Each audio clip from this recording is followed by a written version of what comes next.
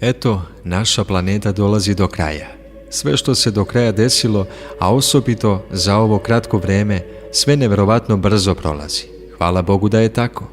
Pa da nam ne bude uzalud ovaj život, da se ovdje ne mučimo uzalud, jer carstvo nebesko je misleno stanje duše, a i pakao je misleno stanje duše. Mi smo čas u raju, čas u paklu. Kad smo neraspoloženi, u nama je pakao, nemamo mira ni pokoja. Kad je u našem srcu radost, onda se osjećamo kao u raju. Zato se moramo neprekidno truditi u molitvi. Malobrojni su oni na zemaljskoj kugli koji dobijaju besplatnu blagodat. Ja sam se mnogo interesovao za to kako su se sveti oci osjećali tokom života i kako su oni uspevali da očuvaju tu besplatnu blagodat do samoga kraja. Sveti oci kažu da toga na zemlji biva onima koji su se mnogo nagrešili, koji već imaju iskustvo života, pa kad su se okrenuli Gospodu, nisu se više osvrtali ni levo ni desno, nego su pravo Gospodu pošli.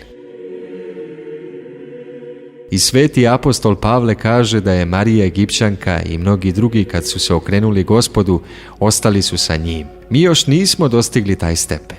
Još nas nešto privlači ovde, na zemlji. Kod nas je čas uteha, čas borba, rat, ali besplatnu blagodat malo ko je dobio. Ja sam se začudio kad sam shvatio da je malo ko od monaha dobio besplatnu blagodat, da su tu blagodat dobili obični mirski ljudi.